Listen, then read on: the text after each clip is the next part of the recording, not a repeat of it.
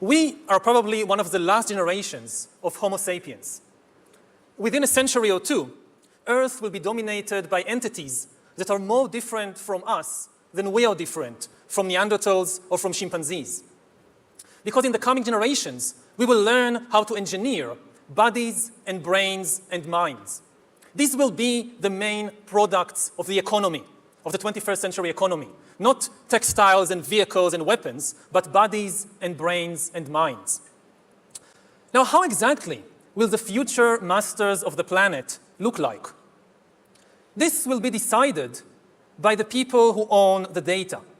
Those who control the data control the future not just of humanity, but the future of life itself. Because today, data is the most important asset in the world. In ancient times, land was the most important asset. And if too much land became concentrated in too few hands, humanity split into aristocrats and commoners. Then in the modern age, in the last 2 centuries, machinery replaced land as the most important asset. And if too many of the machines became concentrated in too few hands, humanity split into classes, into capitalists and proletariats. Now data is replacing machinery as the most important asset. And if too much of the data becomes concentrated in too few hands, humanity will split not into classes, it will split into species, into different species. Now, why is data so important? It's important because we've reached the point when we can hack not just computers, we can hack human beings and other organisms. There is a lot of talk these days about hacking computers and email accounts and bank accounts and mobile phones, but actually we are gaining the ability to hack human beings. Now, what do you need in order to hack a human being? You need 2 things. You need a lot of computing power, and you need a lot of data, especially biometric data. Not data about what I buy or where I go, but data about what is happening inside my body and inside my brain. Until today, nobody had the necessary computing power and the necessary data to hack humanity. Even if the Soviet KGB or the Spanish Inquisition followed you around everywhere, 24 hours a day, watching everything you do, listening to everything you say, still, they didn't have the computing power and the biological knowledge necessary to make sense of what was happening inside your body and brain and to understand how you feel and what you think and what you want. But this is now changing because of 2 simultaneous revolutions. On the one hand, advances in computer science, and especially the rise of machine learning and AI, are giving us the necessary computing power. And at the same time, advances in biology, and especially in brain science, are giving us the necessary understanding, biological understanding. You can really summarize 150 years of biological research since Charles Darwin in 3 words. Organisms are algorithms. This is the big insight of the modern life sciences, that organisms, whether viruses or bananas or humans, they are really just biochemical algorithms. And we are learning how to decipher these algorithms. Now, when the 2 revolutions merge, when the infotech revolution merges with the biotech revolution, what you get is the ability to hack human beings.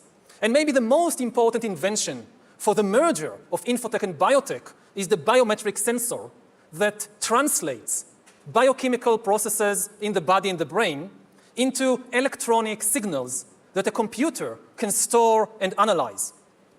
And once you have enough such biometric information and enough computing power, you can create algorithms that know me better than I know myself. And humans really don't know themselves very well. This is why algorithms have a real chance of getting to know ourselves better. We don't really know ourselves. To give an example, when I was 21, I finally realized that I was gay after living for several years in denial. And this is not exceptional. A lot of gay men live in denial for many years. They don't know something very important about themselves. Now imagine the situation in 10 or 20 years when an algorithm can tell any teenager exactly where he or she is on the gay-straight spectrum, and even how malleable this position is. The algorithm tracks your eye movements, your blood pressure, your brain activity, and tells you who you are. Now maybe you personally wouldn't like to make use of such an algorithm. But maybe you find yourself in some boring birthday party of somebody from your class at school, and one of your friends has this wonderful idea that I've just heard about this cool new algorithm that tells you your sexual orientation, and wouldn't it be a lot of fun if everybody just takes turns testing themselves on this algorithm as everybody else is watching and commenting? What would you do? Would you just walk away? And even if you walk away, and even if you keep hiding from your classmates or from yourself, you will not be able to hide from Amazon and Alibaba and the secret police. As you surf the internet, as you watch videos or check your social feed, the algorithms will be monitoring your eye movements, your blood pressure, your brain activity, and they will know. They could tell Coca-Cola that if you want to sell this person some fuzzy, sugary drink, don't use the advertisement with the shirtless girl. Use the advertisement with the shirtless guy. You wouldn't even know that this was happening, but they will know, and this information will be worth billions. Once we have algorithms that can understand me better than I understand myself, they could predict my desires, manipulate my emotions, and even take decisions on my behalf. And if we are not careful, the outcome might be the rise of digital dictatorships. In the 20th century, democracy generally outperformed dictatorship because democracy was better at processing data and making decisions. We are used to thinking about democracy and dictatorship in ethical or political terms, but actually, these are two different methods to process information. Democracy processes information in a distributed way. It distributes the information and the power to make decisions between many institutions and individuals. Dictatorship, on the other hand, concentrates all the information and power in one place. Now, given the technological conditions of the 20th century, distributed data processing worked better than centralized data processing, which is one of the main reasons why democracy outperformed dictatorship and why, for example, the US economy outperformed the Soviet economy. But this is true only under the unique technological conditions of the 20th century. In the 21st century, new technological revolutions, especially AI and machine learning, might swing the pendulum in the opposite direction. They might make centralized data processing far more efficient than distributed data processing. And if democracy cannot adapt to these new conditions, then humans will come to live under the rule of digital dictatorships. And already at present, we are seeing the formation of more and more sophisticated surveillance regimes throughout the world, not just by authoritarian regimes, but also by democratic governments. The US, for example, is building a global surveillance system, while my home country of Israel is trying to build a total surveillance regime in the West Bank. But control of data might enable human elites to do something even more radical than just build digital dictatorships. By hacking organisms, elites may gain the power to re-engineer the future of life itself. Because once you can hack something, you can usually also engineer it. And if indeed we succeed in hacking and engineering life, this will be not just the greatest revolution in the history of humanity.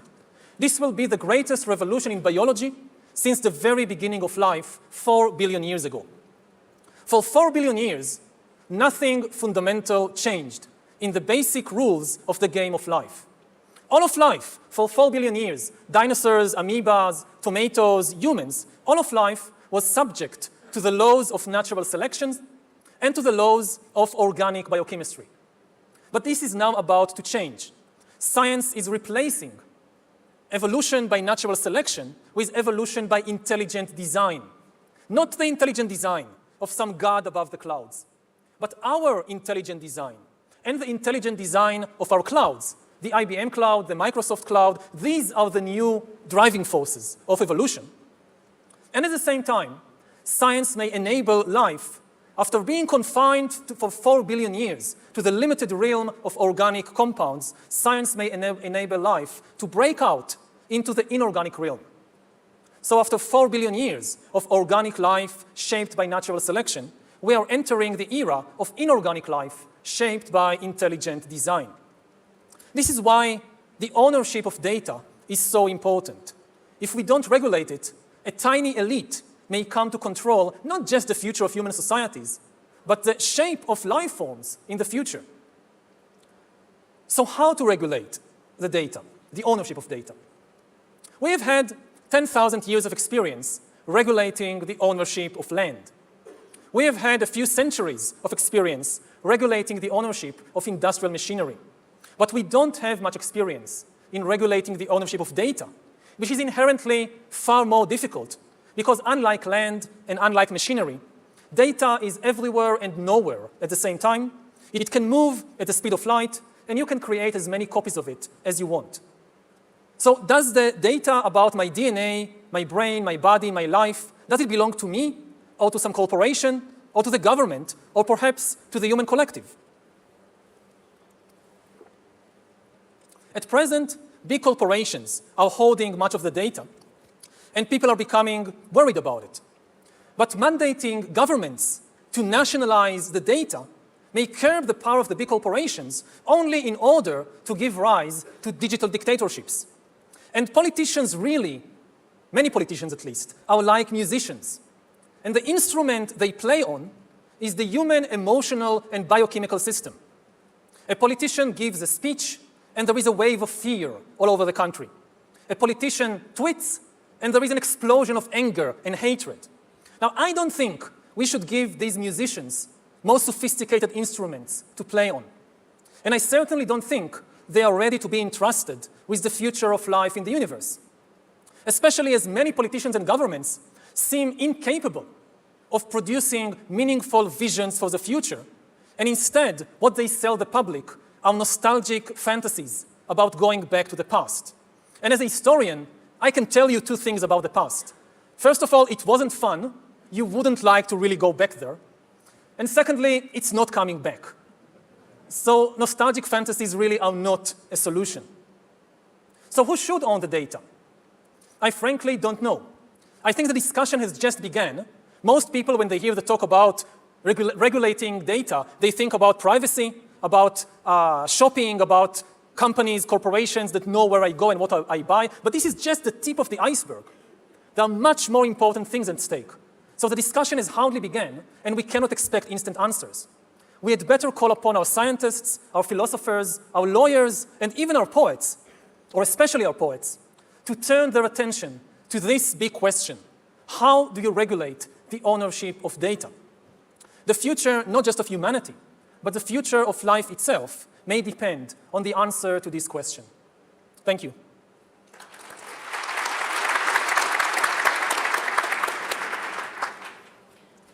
Well, thank you, Professor Harari, for an absolutely brilliant, thought-provoking, and it must be said, somewhat challenging and depressing talk.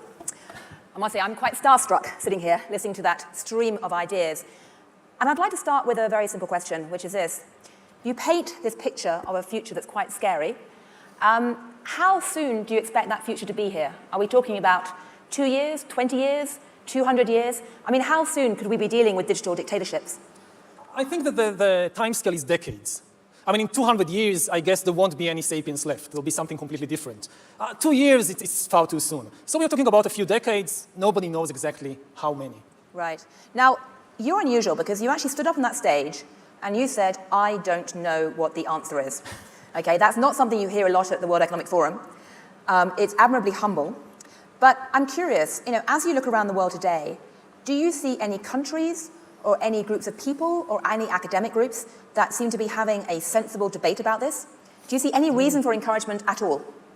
Well, I think the world is divided into a very, very small group of people and institutions who understand what is happening and what is at stake, and the vast majority, not just of ordinary people, but even of politicians and business people who are not really, yes, they hear about data, yeah, data protection, there are cyber attacks, somebody might steal my identity or my bank account details, but that, as I said, it's just the tip of the iceberg. I think that my guess, I don't know, but I guess that some of the big corporations, like Google, like Facebook, the usual suspects, they understand what is at stake. I also think that some governments, especially the Chinese government, I think they understand what is at stake. I think certainly most humans have no idea. Right. Again, the thing is, just to make it clear, it's the biometric data is the key. When people think about data, they mostly think about where I go, what I buy.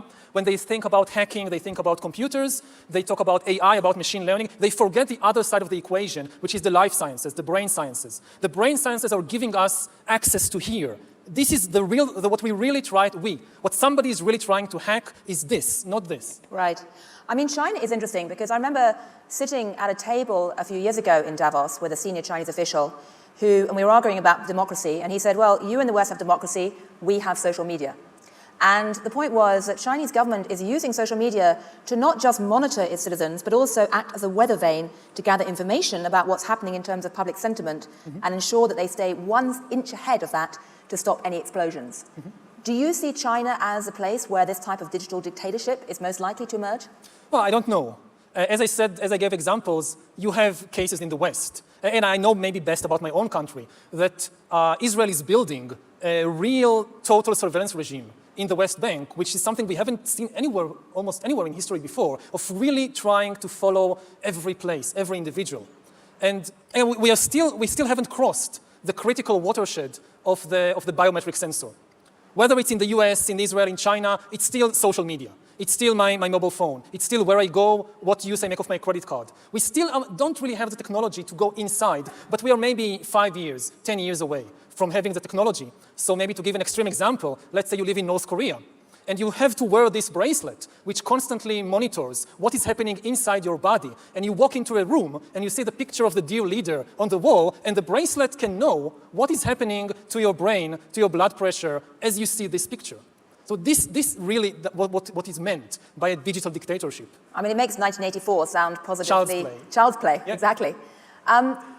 You say you don't know what to do about this, but imagine for a moment that you were dictator, be that digital or not.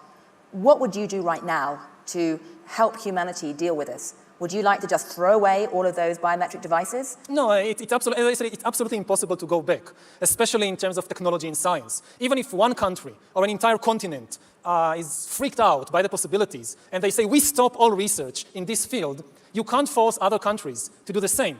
And then you have your own, you have a race to the bottom. Unless you have some global agreement on how to deal with this, then no country would like to stay behind in the race. So do you want the scientists to take control? Do you want the United Nations? Do you think the United Nations is capable? As I said, the World Economic Forum? Could all the people here take control of this, do you think? And the discussion has just begun. I don't think we should panic. We should just, first of all, be aware that this is what we are facing. And there are many possibilities, also technological possibilities. How, for example, when we talk about regulating ownership of land, we have a very clear picture what it means. Okay, you have a plot, you have a field, you build a fence around, you have a gate, you stand at the gate, and you say, okay, you can come in, you can't. This is my field. Now, what does it mean in terms of the data about my DNA or what's happening in my brain? What's the analogy of the fence and the gate? We just don't understand. So I think we are in an analogous position to where we were with the Industrial Revolution 200 years ago. And you just need time. When you start a discussion, I know this from class, from university. You start a discussion, and somebody raises the hand and says, okay, but what should I write in the test?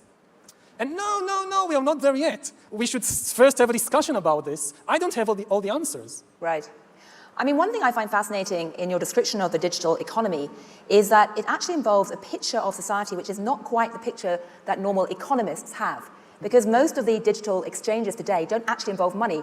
People are giving up data in exchange for services. Yeah. And that's something that no economic model can capture right now. And frankly, the legal models can't either in terms of the antitrust. So I'm curious, when you look at this problem, it's not quite economics. It's certainly not just computer science. It's not really any particular discipline. Do you think this means that universities need to rethink how they categorize academics? Who is going to take this overarching view to try and talk about these issues? And I have to say, I'm trained as an anthropologist, so I'd love to say the anthropologists, but I'm not waiting on them either.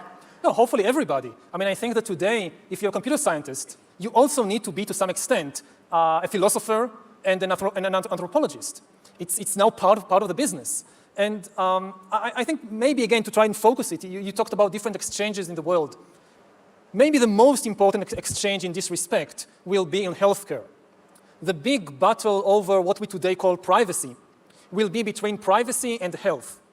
Do you give access to what is happening inside your body and brain in exchange for far better healthcare? And my guess is that health will win, hands down. People will give up their privacy in exchange for healthcare, and maybe in many places they won't have a